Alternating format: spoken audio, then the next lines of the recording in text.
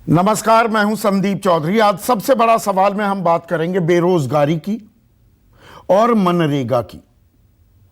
अब आपको मालूम है देश में रोजगार का पैमाना क्या है, यह मैंने आपको कई बार बताया है। किसी भी व्यक्ति को अगर एक हफ्ते में 1 घंटे का काम मिल जाता है तो यह माना जाता है कि उसके पास रोजगार है, यानी कि ही इज एम्प्लॉयड। और रोजगार की या बेरोजगारी की बात मैं क्यों कर रहा हूं, और कई दफा मैंने यह बात की है, क्योंकि जिस संकट, संक्रमण, आफत, आपातकाल से हम गुजरे उसमें नौकरियां गई, दिहाड़ी गई, तनख्वाहें घटी। यह एक बड़ी समस्या थी। एक वक्त ऐसा भी आया कि बेरोजगारी का आंकड़ा 28% तक छू गया। अब हालात धीरे धीरे काबू में आते जा रहे हैं, सिंगल डिजिट में आ गई है बेरोजगारी दर।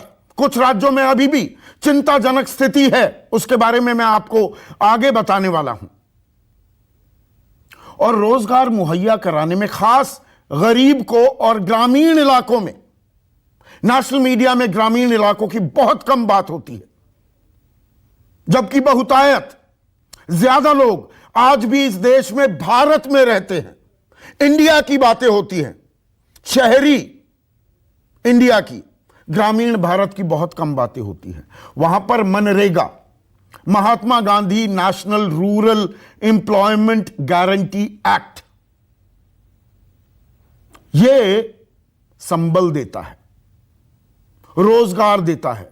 साल में 100 दिन आपको रोजगार मिलता है, घर में चूल्हा चलता है, दाल रोटी का इंतजाम हो जाता है। और सरकार ने पिछले साल इस समस्या की विकरालता को देखते हुए, यह अंदाजा लगाते हुए, मनरेगा का जो बजट है वो बढ़ाकर 1,11,000 करोड़ रुपए कर दिया था। लेकिन आज चर्चा क्यों कर रहे हैं हम बेरोजगारी की? क्योंकि एक बहुत ही गंभीर और परेशान करने वाला आंकड़ा सामने आया है। आंकड़ा मनरेगा का ही है। आज की तारीख में देश में 35 राज्य और केंद्र शासित प्रदेश हैं, और मनरेगा के ही आंकड़ों को अगर हम खंगालें तो पता लगता है कि 21 राज्यों और केंद्र शासित प्रदेशों में मनरेगा का जो बजट, जो रकम आवंटित की गई थी, वो खत्म हो चुकी है, या उससे ज्यादा पैसे खर्च किए जा चुके हैं। आज की तारीख में 8,000 करोड़, 8,686 करोड़ रुपए ओवर बजट हो चुका है मनरेगा में। इसमें तमिलनाडु 139.3%, जो बजट था 100 का 100 नहीं, 139% बजट मनरेगा पर लग गया है। हिमाचल में 135.2%, आंध्र में 137%, केरल में 127.1%, उत्तर प्रदेश में भी 97.2% मनरेगा का बजट इस्तेमाल किया जा चुका है। अभी 7वां महीना भी पूरा नहीं हुआ है, तो बाकी 5 महीने के लिए पैसे ही नहीं है, कोई पैसा नहीं। तो मनरेगा के लिए एक गरीब आदमी काम करने जाएगा तो उसे पैसे कैसे मिलेंगे? उसका प्रावधान भी किया जाए। बजट में जो सप्लीमेंट्री ग्रांट का प्रावधान है, उसके लिए हमें शीतकालीन सत्र का इंतजार करना पड़ेगा। तो कोई काम भी देगा तो आपको पैसे नहीं मिलेंगे। और इस बाबत 2016 में सुप्रीम कोर्ट ने चिंता भी जाहिर की थी। तब भी ऐसा ही एक वाकया पेश आया था कि लोगों को काम मिल रहा था, लेकिन पैसे नहीं आ रहे थे खातों में। तब सुप्रीम कोर्ट ने कहा था कि अगर पैसे वक्त पर नहीं मिल रहे हैं, it is a clear constitutional breach committed by the state and a modern form of begar. यानी कि सरकार की तरफ से संवैधानिक जो परंपराएं हैं, जो संविधान के प्रावधान हैं, उनका सीधा सीधा कोरा उल्लंघन है। और यह तो बेगारी हो गई कि गरीब को कहने को काम भी करवा लिया और पैसे देने की बारी आई तो कहा हम तो ठन ठन गोपाल हैं, अभी आप इंतजार कीजिए।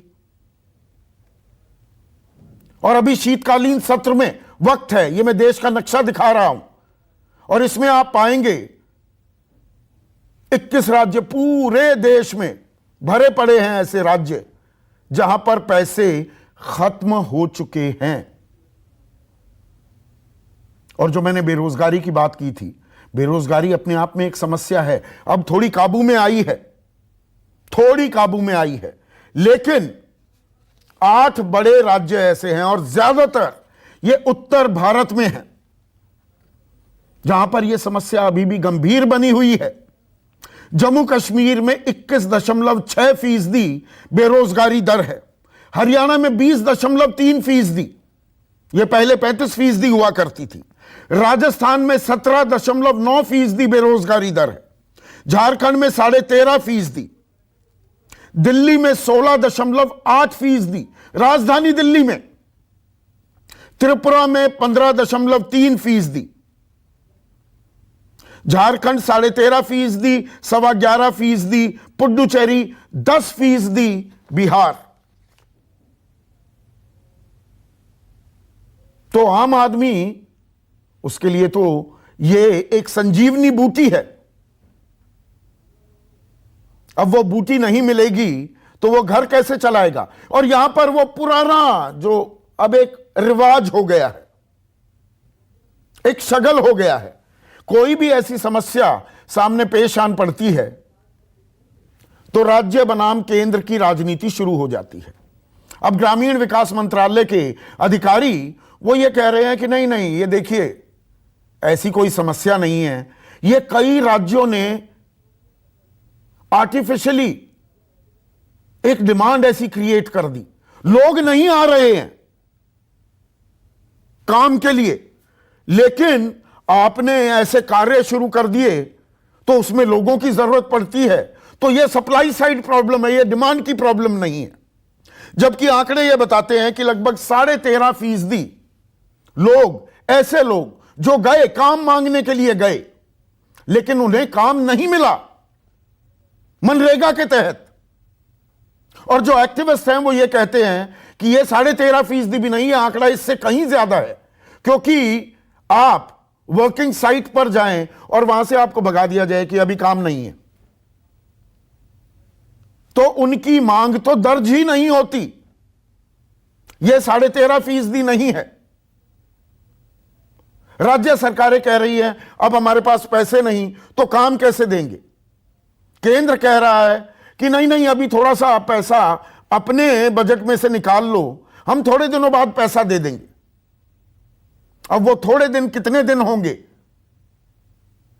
और काम की पेमेंट का क्या होगा? 7 दिन का एक कानून है कि पेमेंट हो जानी चाहिए, पर पेमेंट कैसे होती है यह आंकड़ा भी आगे मैं तफसील से आपको बताने वाला हूं। तो यह देश के गरीब के लिए, मजदूर के लिए बहुत ही अहम विषय है। ऐसे में आज का सबसे बड़ा सवाल, मनरेगा के पैसे खत्म, बेगारी करेंगे हम? यह मजदूर गरीब पूछ रहा है सवाल, और गरीबों पर लटकी बेरोजगारी की तलवार। काम नहीं होगा तो बेरोजगारी ही हो जाएगी ना।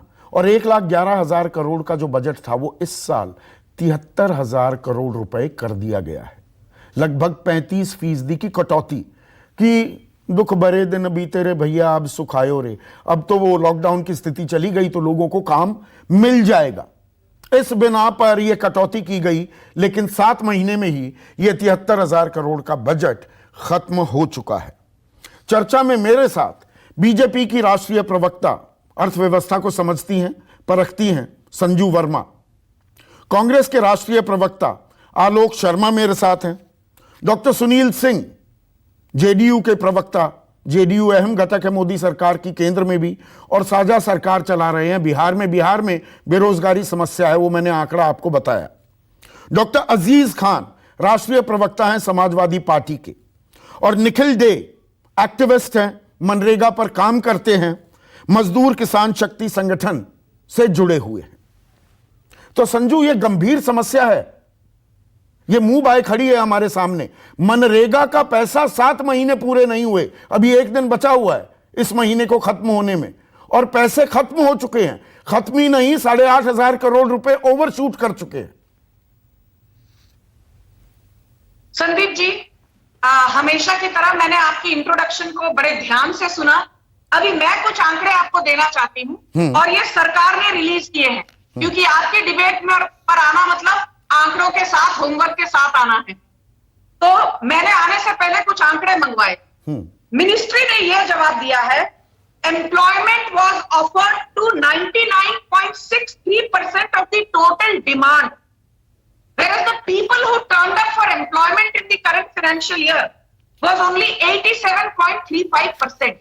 जितने लोगों को रोजगार देना चाहते थे हम मनरेगा के तहत, उससे कई कम लोग रोजगार लेने आए, क्योंकि आपको पता है MNREGA is a voluntary scheme where 100 days of employment with respect to unskilled labor is given on demand by rural households. पहली बात, सरकार ने कहा कि हम आपको रोजगार देने के लिए तैयार हैं, पर कुछ लोग नहीं आए। तो ये कहना कि सरकार की तरफ से, सरकार की नीयत में कोई खराबी थी, ये गलत है।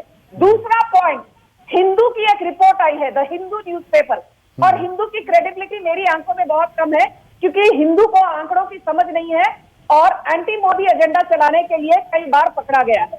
हिंदू ने लिखा है कि मनरेगा स्कीम के चलते कई स्टेट में कुल मिलाकर जो मनरेगा के तहत डेफिसिट है वो है 8,686 करोड़, लगभग 8,700 करोड़ का डेफिसिट बताया है। मिनिस्ट्री से मेरे पास लेटेस्ट आंकड़े हैं। Currently states have a surplus of 8,921 crore, 8,921 crore का फिलहाल सरप्लस है, 8,700 करोड़ का डेफिसिट नहीं है। तो मैं हिंदू को आपके चैनल के माध्यम से चैलेंज करना चाहती हूं, जब आप एक रिपोर्ट निकालते हो तो आपका सोर्स क्या है? सरकार को डेफिनेशन मान आने का दावा करना चाहिए हिंदू पर क्या 79,810 करोड़ के बिल सरकार के पास पहुंचे हैं कि नहीं? जी बोलिए ये गलत तरीका है। Can I please finish? बोलिए। मैंने आपको नहीं बोला। ये आंकड़े जो हिंदू ने बोला है कि लगभग 8,700 करोड़ का डेफिसिट है, मैं आपके चैनल के माध्यम से हिंदू के उस रिपोर्टर को पूछना चाहती हूँ। हमारी मिनिस्ट्री कह रही है 8,921 करोड़ का सरप्लस। अच्छा, तो सरप्लस आप अपने आंकड़े कहां से लेकर आए हैं? क्योंकि मिनिस्ट्री का सोर्स ऑथेंटिक सोर्स है।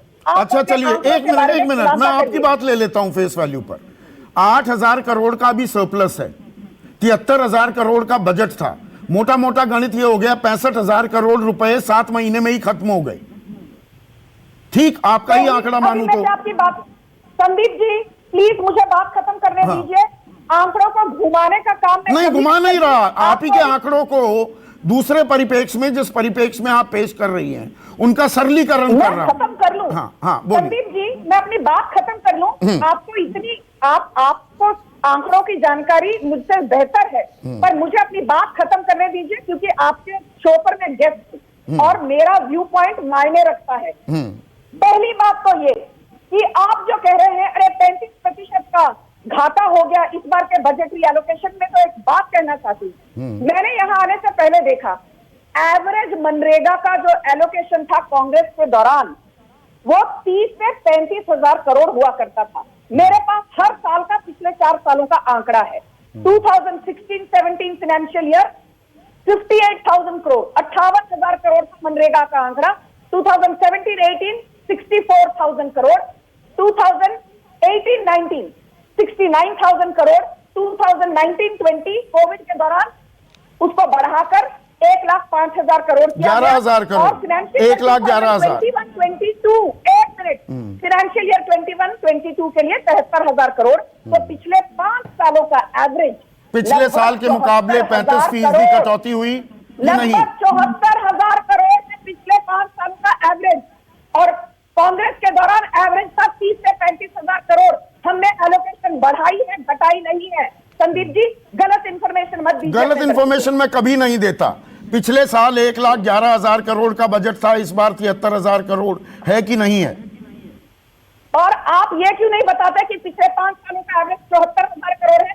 ये बताना आप ये कह रही हैं अभी 8,000 आप- करोड़ का, एक सेकेंड, 8,000 करोड़ का सरप्लस है, बेरोजगारी की कोई समस्या नहीं, लोगों को मनरेगा में काम मिलता रहेगा, वक्त पर उनको पैसे मिल जाएंगे 7 दिन में, आप ये कह रही हैं?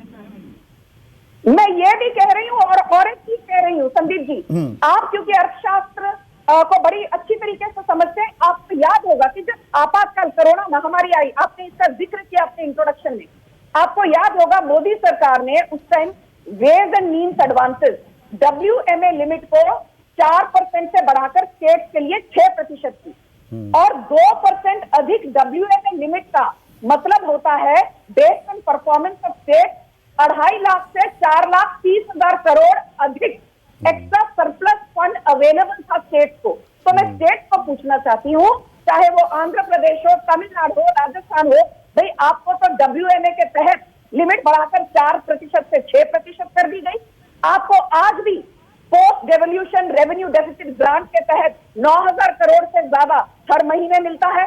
सरकार आपको SDRF फंड से भी पैसा देती है। तो पैसे की किल्लत मोदी सरकार की तरफ से नहीं है, पैसा मिलने के बावजूद कुछ विपक्षी राज्य यदि मनरेगा को इंप्लीमेंट लागू नहीं कर पाए हैं, सवाल संदीप चौधरी जी का राजस्थान के अशोक गहलोत से होना चाहिए। हाँ, पंजाब के सारे सवाल अगर मैं आपकी संपादकीय सलाह मानूं तो सिर्फ विपक्ष से सवाल करूं, सरकार से तो सवाल करना ही अरे नहीं है। आप विपक्ष से तो कभी सवाल करते नहीं है संदीप जी, कभी तो कर लिया कीजिए, कभी विपक्ष से सवाल, बहुत अच्छी संपादकीय सलाह है जिसे मैं सिरे से खारिज कर रहा हूं। Thank you but no thank you. हाँ, तो मैं अब भी एक आपकी मिनट, बात निखिल दे, एक सेकेंड, निखिल दे को स्क्रीन पर लाइए। निखिल दे, ये तमाम जो आंकड़े हैं और ये मनरेगा की साइट से निकाले हुए आंकड़े, इनको खारिज कर रही हैं संजू वर्मा, और वो कह रही हैं कि कहां 8,600 करोड़ के करीब 686 करोड़ का ओवरशूट कहां हुआ है, 8,000 करोड़ रुपए तो अभी बचे हुए हैं। तो संदीप जी, ये आंकड़े जिनको कर रही है सिरे से, ये वैसे मिनिस्ट्री के ही आंकड़े, वही मैं कह रहा हूं, ही वेबसाइट पे, हाँ, उनके ही वेबसाइट पे हैं, और मंजू खुद सकती है, और मैं उनके चार्ट नंबर, रिपोर्ट नंबर भी बता सकता हूं, 7.1.1 और 7.1.2 वो खुद भी जाके देख सकती है, देश देख सकता है, मिनिस्ट्री भी देख सकता है। अब आंकड़ों को क्यों वो कह रही है 8,000 करोड़, मिनिस्ट्री कैसे कह रही है 8,000 करोड़ बचा है, तो उसी हिंदू के रिपोर्ट में मिनिस्ट्री के एक सीनियर अधिकारी का पैसा खत्म हो गया। उन्होंने कहा कि राज्यों को अपने ही बजट से कुछ दे देना चाहिए और फिर हम उनको देंगे। कहानी संदीप जी बहुत इंटरेस्टिंग है, रोचक है। आपने कहा 1,11,000 करोड़ का खर्चा हुआ पिछले साल, सही है, लेकिन पिछले साल के पैसों का जो अनपेड बैलेंस है 1,11,000 करोड़ के बाद 17,000 करोड़ का और बर्डन अनपेड ड्यूज इस साल चालू हुआ, तो हम 73,000 करोड़ में से पिछले साल के ड्यूज देंगे, तो 17,000 करोड़ आप घटाइएगा उसमें से, तो कितना बचेगा? 58,000 करोड़ के आसपास। तो 58,000 करोड़ से ज्यादा खर्च हो गया, इसलिए नेगेटिव बैलेंस है।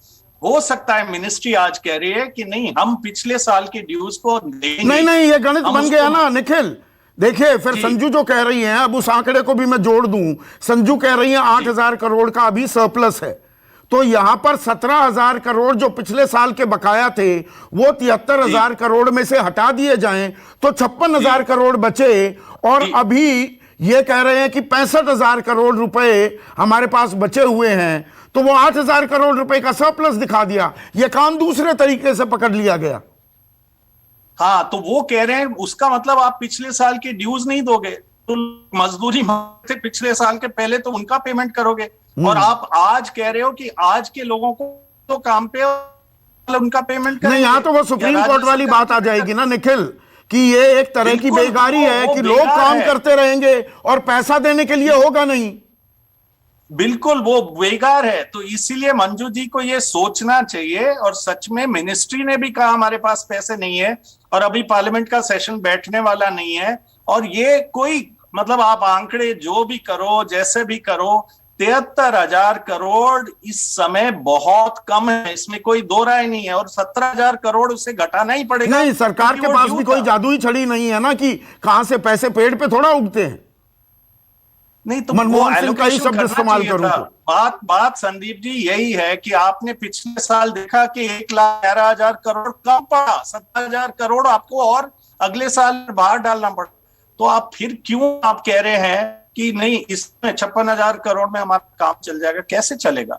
और मंजू जी, यूपीए पूरे नरेगा के इतिहास में 2008 के बाद 2008 में 38,000 करोड़ का सैंक्शन, 2023 में 30,000 करोड़ का सैंक्शन हुआ।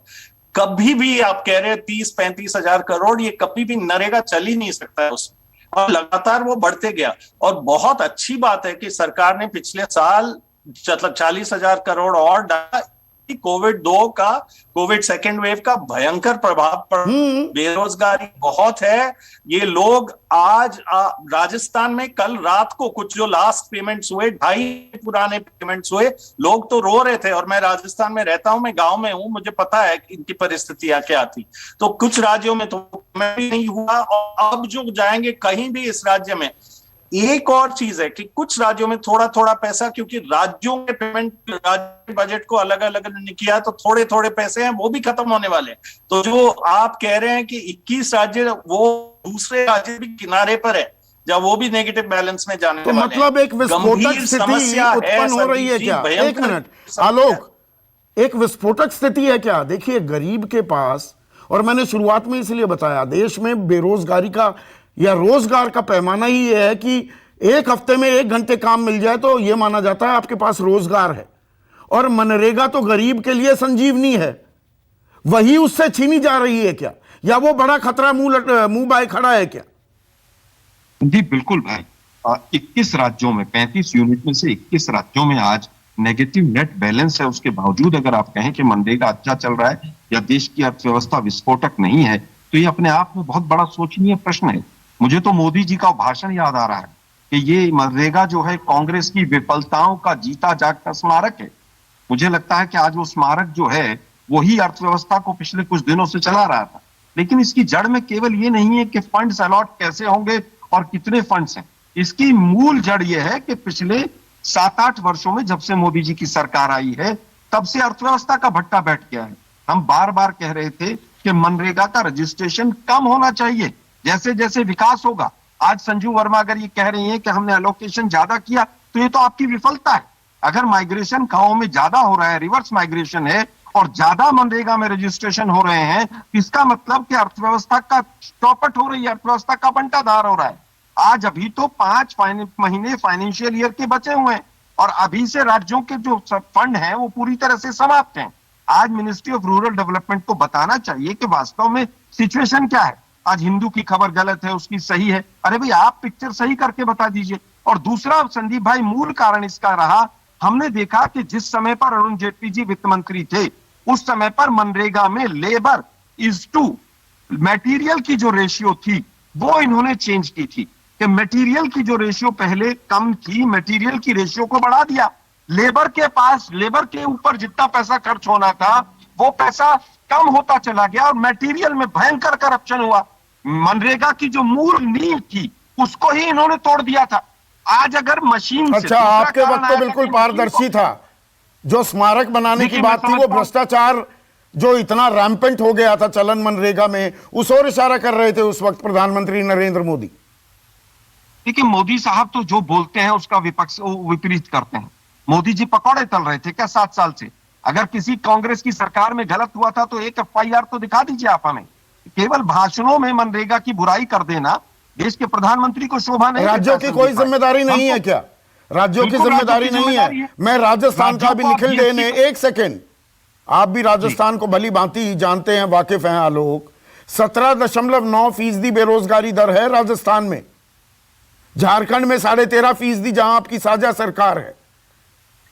अब आप फंड का रोना ही रोते रहेंगे क्या? राज्य सरकारें अपने फंड्स में से भी पैसा देंगी। अगर गरीब आदमी रोजी रोटी नहीं कमा पाएगा, उसका घर कैसे चलेगा? सवाल यहां अटकता है ना। स्वाभाविक है, हम नोटबंदी हुई तब भी कहा गया था उसके बाद जीएसटी का गलत इंप्लीमेंटेशन हुआ, तब भी कहा गया था कि अर्थव्यवस्था का आप भट्टा मत बैठाइए, अर्थव्यवस्था को चौपट मत कीजिए। जब माननीय राहुल गांधी जी ने कहा कि 45 वर्षों का हाईएस्ट बेरोजगारी दर है और मनरेगा में इसलिए रजिस्ट्रेशन बढ़ रहा है, लेकिन इस सरकार तो केवल कांग्रेस को किस तरह से कोसा जाए, कांग्रेस की नीतियों को 7 साल के बाद भी कांग्रेस की तो नीतियों को आपसे कैसे तो कोसा दुगना जाए, तिगना कर उसी दिया पर बजट काम कर- मनरेगा का। बजट मनरेगा का संदीप भाई बढ़ना बहुत अच्छी बात नहीं है, ये गलत प्रचलन है। मनरेगा का बजट कम होना चाहिए, हमेशा हमेशा रजिस्ट्रेशन मनरेगा का कम होना चाहिए। भाजपा जो आज डंका पीट रही है कि हमने बजट बढ़ा दिया, ये तो इनकी विफलता है। अगर आप अरे बाकी जगह ये तो रोजगार चित भी नहीं मेरी दे पा पत रहे भी हैं, मेरी कि जी बजट संदीप खत्म भाई, हो अगर गया, आप बात- बजट कम करें तो बजट कम क्यों कर दिया, बजट बढ़ाने संदीप की भाई, बात मैं हो, तो कह अरे रहा हूं- बढ़ा क्यों दिया। संदीप भाई, मैं वही कह रहा हूं कि मूल कारण जो है वो बजट नहीं है। मूल कारण यह है कि बाकी सब जगह रोजगार खत्म हो गया, तो जो आदमी बंबई से गांव गया वो वहां गांव में जाकर पूरी तरह से वहां रोजगार मांग रहा है। हम कह रहे हैं पूर्ण की अर्थव्यवस्था का भट्टा बैठा दिया इन्होंने। जो मेजर सेक्टर्स थे, टेक्सटाइल थे, इंडस्ट्रीज थी, मेटल इंडस्ट्री थी, सीमेंट इंडस्ट्री थी, कंस्ट्रक्शन इंडस्ट्री थी, वहां पर रोजगार अगर नहीं होगा और मन ऊपर से जब कोरोना होगा, जब व्यक्ति गांव में गया तो वहां पर जाके रोजगार मांगेगा। वो कोई भी गांव हो, आप राज्यों का जीएसटी का पैसा भी मत दीजिए, पेट्रोल डीजल का भी एक्साइज का गबन कर जाइए, उसके बाद मनरेगा का भी पैसा मत दीजिए। चाहे कोई राज्य हो, चाहे भाजपा शासित हो, चाहे कांग्रेस शासित हो, स्वाभाविक है कि ये दिक्कत आएंगी। और अभी ये तो दिक्कतें आ रही और हैं। बनेगी। ये एक सेकंड डॉक्टर सुनील सिंह, ये परेशानी है क्या या नहीं, पैसा तो अभी है, ये गलत खबरें छापी जा रही हैं, ये सरकार के खिलाफ प्रोपेगेंडा चलाया जा रहा है, या जो आलोक शर्मा कह रहे हैं, ये संजू वर्मा कह रही थी, जो आलोक शर्मा कह रहे हैं गांव देहात में वापस आ गया है, बहुत सारा पलायन हुआ है और बिहार में तो सबसे ज्यादा हुआ, उनको काम तो चाहिए और मनरेगा वो काम देने का माध्यम है, और वहां पैसा अगर खत्म हो रहा है और बिहार भी इस सूची में है कि आपका पैसा खत्म हो चुका है। संदीप जी, पहले तो ये बात को माने कि मनरेगा स्कीम में केंद्र सरकार के द्वारा कोरोना काल में बजट बढ़ाया गया जी, और माना। और मनरेगा से करीब 11 करोड़ लोगों को उस कठिन दौर में रोजगार मिला। तो एक स्कीम है, स्कीम का एक इसमें और अभी जो कोरोना काल के बाद देश कठिन दौर से गुजर रहा है, तो थोड़ी बहुत कठिनाई आएगी तो राज्य को केंद्र को मिलकर के वहन करना होगा और कोऑपरेटिव मेंटेलिटी। नहीं, ये छोटी मोटी समस्या नहीं है ना। नहीं, अगर ये कांग्रेस- 8,686 करोड़ रुपए पहले ही ओवरशूट कर गए, 5 महीने बचे हुए हैं, 5 महीने आप देंगे पैसे। आपकी नहीं, सरकार केंद्र- क्या ये भरोसा देने को तैयार है कि फंड्स भी चाहे खत्म हो जाए हम पैसा देते रहेंगे? जो अभी देखिए, केंद्र हमारे कह रहा है, केंद्र का ग्रामीण विकास मंत्रालय कह रहा है कि राज्य अपने फंड्स में से दे दें, बाद में हम दे देंगे सप्लीमेंट्री ग्रांट, जब एक बार शीतकालीन सत्र में पास करा लेंगे तो। देखिए, केंद्र सरकार, मुझे पूरा भरोसा है कि राशि देगी और राशि देने में तत्काल कठिनाई अगर आती है, कुछ दिक्कतें अभी हैं, तो दे क्योंकि नहीं सकती ना, शीतकालीन नहीं, सत्र का इंतजार नहीं, करना अभी- पड़ेगा। अभी की बात नहीं करें हाँ। तो राज्य सरकार इस प्रोजेक्ट को कभी भी हैम्पर नहीं होने देगी और केंद्र सरकार से लेगी पैसे, अभी देगी या बाद में देगी, अभी लगाएगी। नहीं, बाद में माननीय देना, ये बाद में देना क्या होता है जी? नहीं नहीं नहीं नहीं, मतलब माननीय मेरे से मुख्यमंत्री- मैं यहां पे नौकरी कर रहा हूं न्यूज 24 में, मेरा मैनेजमेंट कहने लगे कि संदीप काम करते रहो, लेकिन ये अक्टूबर महीने की तनख्वाह जनवरी में मिलेगी। ये मैंने नहीं कहा संदीप जी, मैंने कहा केंद्र सरकार बाद में देगी, राज्य सरकार इस प्रोजेक्ट को हैम्पर नहीं होने देगी। जो नियम के तहत मनरेगा में लोगों को पेमेंट मैं आपको एक और आंकड़ा बताऊं डॉक्टर साहब, मनरेगा में ये एक बाध्यता है, जैसे गन्ने में payment, sugar cane control order है 1967 का, 14 दिन में पैसे देने चाहिए, गन्ना आपने मिल में उतारा, वरना ब्याज दीजिए। 67 की बात है, आज से 54 साल पहले की। आज तक यह कानून लागू नहीं हुआ। मनरेगा में भी ये एक्ट है, Mahatma Gandhi national rural employment guarantee act, कानून है ये। आपने काम किया, 7 दिन में पेमेंट होनी चाहिए। एक स्टडी हुई है इस पर, 71% जो ट्रांजैक्शंस हैं, जो पैसे देने की बात है, 71% 7 दिन में पेमेंट नहीं होती। 44% का 15 दिन के बाद होता है पेमेंट, 14% तो 1 महीने बाद होता है। इसी को बेगारी कहा था सुप्रीम कोर्ट ने, और ये तो मजदूर की बात है, मजदूर तो रोज कुआं खोदता है और पानी निकालता है ना। संदीप जी, पहले तो जैसे कि संजू जी ने कहा कि फंड शॉर्टेज नहीं है, उस बात पर भी गौर करें। और जो बजट को अगर बढ़ाई जाती है तो कांग्रेस को तकलीफ, बजट घटाई जाती है तो कांग्रेस को तकलीफ, वो तो कहीं ना कहीं डोलमेंट्स में। बिहार के बारे में बता दो।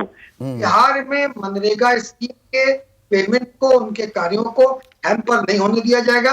केंद्र सरकार बाद में पैसा देगी तो 10% है बेरोजगारी दर, डबल डिजिट्स में है बिहार की।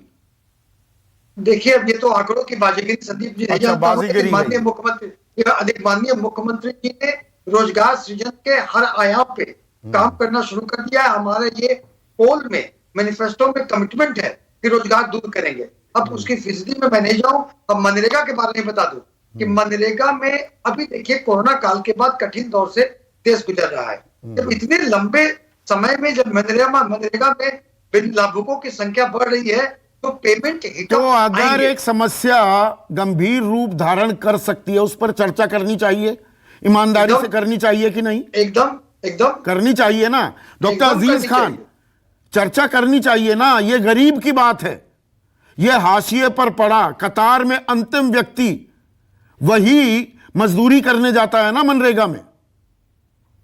देखिए संदीप जी, 2-3 बातें। देखिए, बीजेपी की एक परंपरा है कि झूठ बोलो, और अभी मैं संजू जी की सुन रहा था, साहब वो उस परंपरा को निभा रही है, उनकी गलती नहीं है कि साहब जब मामला फंस जाए तो साहब पत्रकारों पे दोष मढ़ दो, अखबार में दोष मढ़ दो। अब साहब देखिए, जिस तरीके से आंकड़े बता रहे हैं कि आज 8,686 करोड़ रुपए पूरी तरह से नेगेटिव बैलेंस है, और ये कह रही साहब 8,000 करोड़ रुपए सरप्लस है, तो इसी में कितना नहीं, उसका गणित आ गया ना वो सामने, वो 17,000 करोड़ की पेमेंट की बात आ गई। संदीप जी, मैंने गणित देख लिया, पिछले साल का भी 17,000 करोड़ रुपया बकाया था। और दूसरी बात आप देखिए, जो पिछले साल जो बजट रहा 1,11,000 करोड़ रुपए, वो बजट भी घटा दिया गया 73,000 करोड़ रुपया। और उसके बाद आप देखिए, सबसे बड़ा अहम मसला है, जब कोरोना काल चल रहा है, आपने नौकरी ले ली नोटबंदी करके, तमाम तरीके के हालात पैदा हुए, इसमें तो बजट बढ़ जाना चाहिए भाई। जो शहर में जो मजदूर गया है वो लौटेगा तो गांव में काम चाहिए ना उसको, भूखा थोड़ी मरेगा, क्या काम करेगा भाई? आपने गांव में कोई फैक्ट्री तो लगाई नहीं, गांव में कोई बड़े काम तो आपने किए नहीं, कोई ऐसा काम नहीं किया जिससे मजदूर वहां पे अपना काम पा जाए।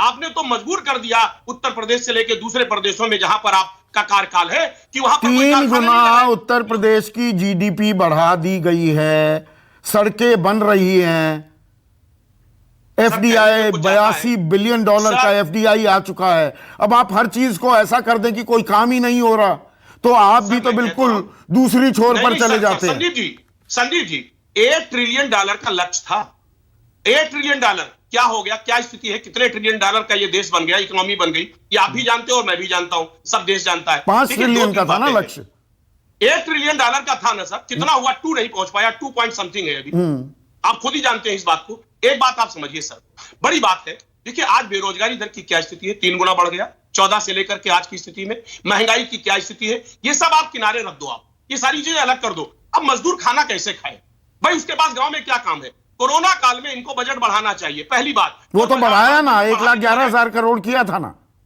अरे किया था सर, आप तो 73,000 करोड़ कर दिया ना, घटा दिया ना सर, और 17,000 करोड़ पिछला बकाया भी रहा ना, तो कहां से भुगतान करेंगे?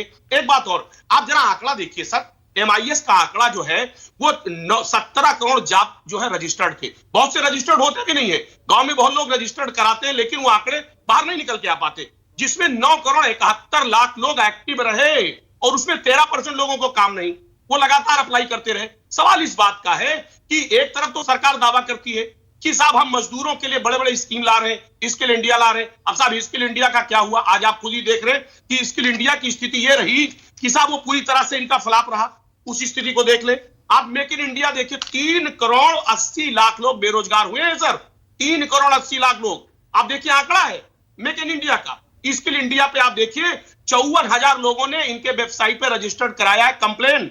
और आप मोदी जी ने जो जो स्कीमें लॉन्च की हैं, 1,86,000 से ज्यादा शिकायतें उस पर दर्ज हुई हैं।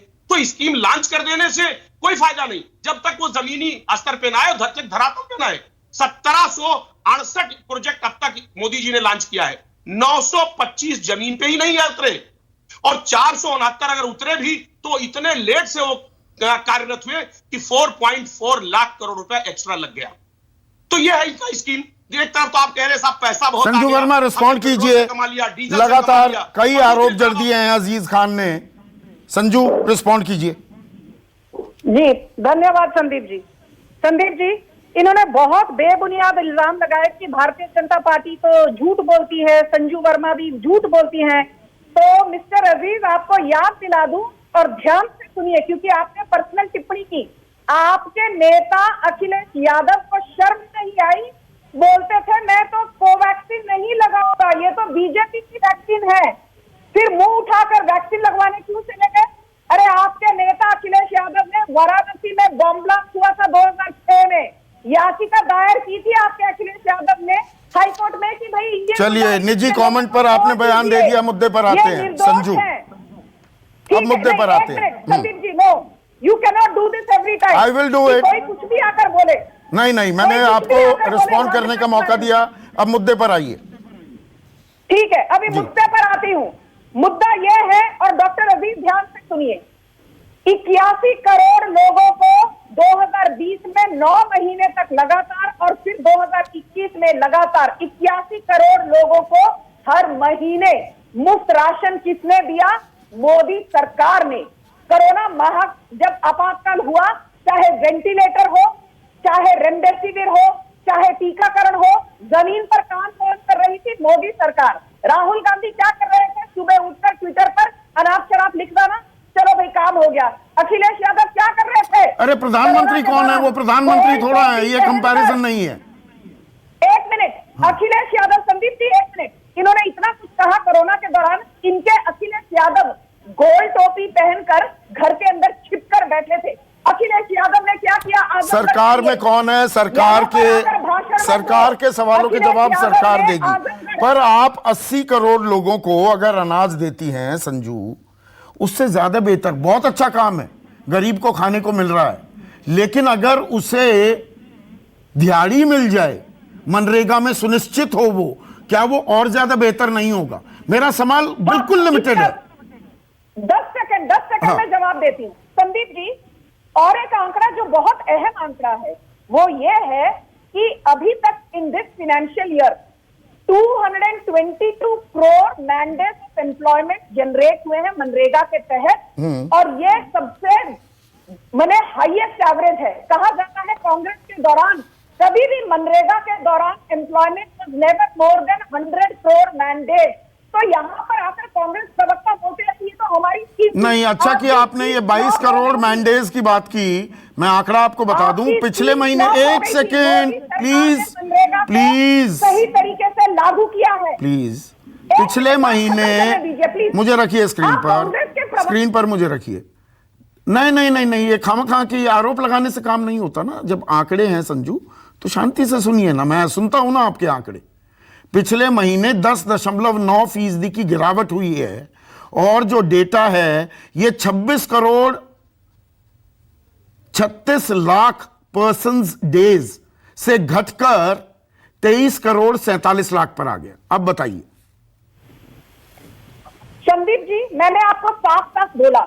इन्होंने क्या कहा कि मनरेगा कांग्रेस की स्कीम थी, माना कांग्रेस की स्कीम थी, पर आप ही के राजीव गांधी ने भी एक बात कही थी, और ध्यान से सुन लीजिए आलोक शर्मा जी, कि हर 1 रुपए में से 85 पैसे तो जो मिडिलमैन है वो ले जाते हैं। हाँ, 1987 में कहा था।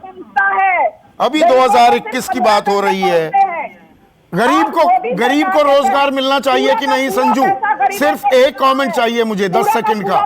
गरीब को रोजगार मिलना चाहिए कि नहीं? ये सरकार की जिम्मेदारी है कि नहीं? गरीब को रोजगार मिलना चाहिए, और ठीक है, रोजगार बहुत अच्छी बात। गरीब को रोजगार मिलना चाहिए। सिर्फ 5 किलो अनाज देने से काम नहीं चलता है। उसकी रोजी रोटी चले, उसका घर चले, उसके लिए वो ईमानदारी से अपने पैसे कमाए। ये जो आंकड़े हैं सरकार की साइट से ही लिए हुए आंकड़े हैं, मनरेगा के ही आंकड़े हैं। ये एक गंभीर समस्या की ओर इशारा कर रहे हैं। सरकार को संज्ञान लेना चाहिए। सरकार ने बिल्कुल 1,11,000 करोड़ रुपए का बजट पिछले साल किया था, इस बार वो 73,000 करोड़ है। कमी पेशी में समस्या गरीब को आने वाली है, तो सरकार इसका संज्ञान ले। नमस्कार। नमस्कार, मैं हूं मानक गुप्ता। अगर आपको हमारा ये वीडियो पसंद आया हो तो इसे लाइक और शेयर जरूर करें, और हां, हमें सब्सक्राइब और फॉलो करना ना भूलें ताकि आप देश और दुनिया की कोई खबर मिस ना करें। तो जुड़े रहिए हमारे साथ और देखते रहिए News 24।